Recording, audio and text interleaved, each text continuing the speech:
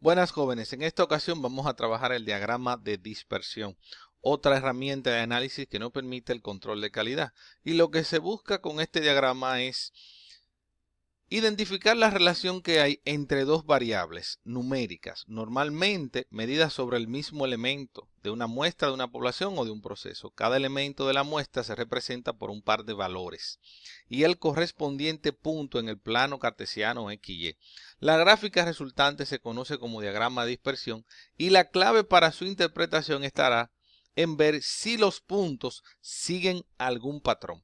Para la construcción de un diagrama de dispersión vamos a valerlo de 5 pasos. El primero es la obtención de datos y lo que recomienda es que se hagan en forma de parejas, o sea, se recolectar los valores de estas en parejas. Al momento que sucede una, pues anotar la otra. El siguiente paso es elegir ejes. Si se trata de descubrir una relación de causa y efecto, la causa posible se representa en el eje X y el efecto probable en el eje Y.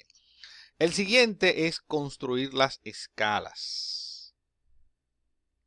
Para construir la escala se sugiere encontrar el valor máximo y el mínimo en ambas variables, como se acuerde que son pares. El siguiente es graficar los datos. Con base en las coordenadas en el eje X y en el eje Y, representar con un punto cada pareja de valores de las variables. Cuando existen parejas de datos repetidos, se traza un círculo sobre el punto para indicar que ésta se repitió. El siguiente es documentar el diagrama, registrar el diagrama, toda la información que sea de utilidad para identificarlo, títulos, periodos que cubren los datos y unidades de cada uno. Veamos aquí patrones. En el primer caso tenemos el patrón A, que indica una correlación positiva. Significa que al momento de ocurrir una variable, la otra ocurre igual en sentido positivo. O sea, hay una relación entre estas dos. En el siguiente vemos el caso B, que es una correlación negativa, pues al momento que una disminuye, la otra disminuye, pero en sentido negativo. Fíjense la tendencia que llevan los datos, que es algo lineal. Mientras más lineal sea, más relación tienen o correlación tienen ambas variables. Aquí tenemos el caso C, que es sin correlación. Fíjense que los puntos están dispersos a pesar, sí, están muy dispersos y el valor del coeficiente de correlación 0.06. Correlación negativa moderada. Hay una cierta correlación entre ambas variables negativa, pero no es tan contundente. Puede hacer que se tengan que identificar o tomar nuevamente los valores. En este caso ya hay una estratificación de los valores y fíjense que hay una tendencia lineal positiva, pero hay que identificar entonces aquí el coeficiente de correlación. El siguiente es una relación parabólica. El valor del coeficiente de correlación 0.10 es muy bajito, eso quiere decir que hay nula relación entre ambas variables. Cuando hablamos del coeficiente de correlación, es el cálculo que hacemos para validar de que los datos que estamos utilizando tienen o no correlación y en caso de que tengan, qué tan fuertes son. Entonces, pudiéramos decir que valores de R cercanos o iguales a 0 implica poca o nula relación lineal entre X y Y. En contraste, valores R cercanos a 1 indican una relación lineal muy fuerte y valores de R aproximado a -1 señalan una muy fuerte correlación negativa. Valores cercanos de R a menos 0.85 o 0.85 indican correlación fuerte, mientras que valores R cercano a menos 0.50 o 0.50 habla ya de una correlación de moderada o débil. Ya empieza a no haber tanto. Por último, algunos o valores de R iguales a 0 o menores que menos 0.30 o 0.30 indica una correlación lineal prácticamente inexistente.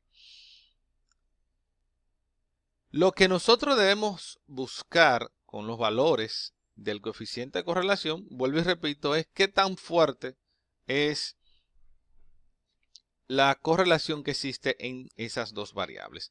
Veamos un ejemplo en la página 214. Vamos a ver el ejemplo que está aquí. Dice, en una industria se desea investigar cómo influye la temperatura en la presión de vapor. Los datos obtenidos para tal propósito se muestran a continuación. Dice que construye un diagrama de dispersión e interpretarlo y que obtenga el coeficiente de correlación.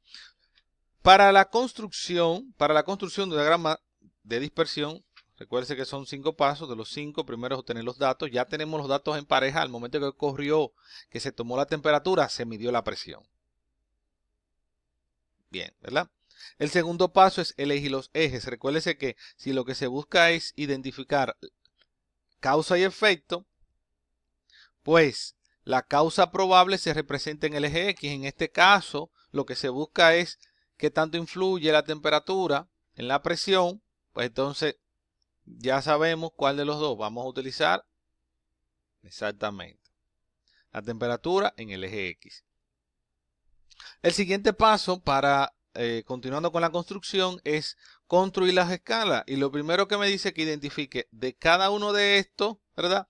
Identificar el valor máximo y el valor mínimo y ahí entonces desarrollarlo.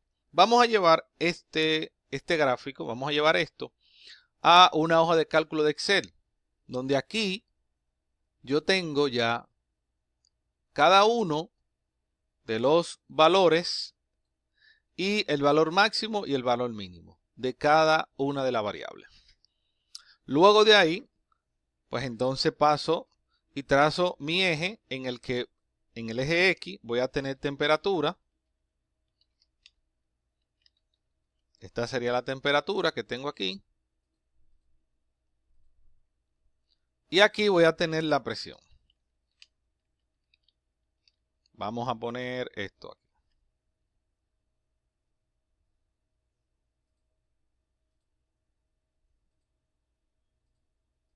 Vamos a poner en este sentido. Muy bien. Aquí ya tengo ya todo preparado para graficar. El procedimiento es el siguiente. Para cada par de valores, pues yo lo identifico en mi eje y coloco mi punto donde se intersecten estos dos.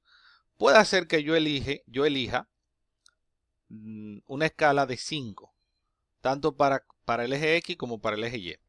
Entonces, el primero sería 13 en X, busco 13 en X y luego 2.9 en Y. Y donde se intersecte, pues entonces ahí coloco un punto.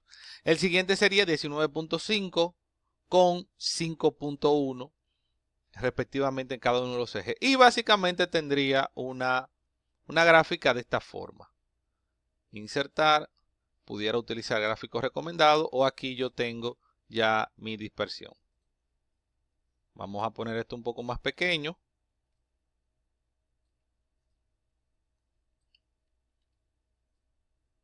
Y básicamente ahí ya yo tengo mi gráfica o primer paso. O primera parte del análisis, que es obtención de los datos, elegir ejes, construir escala, graficar los datos, documentar. Ahora vamos con la interpretación. Vamos a ver la interpretación en el siguiente video.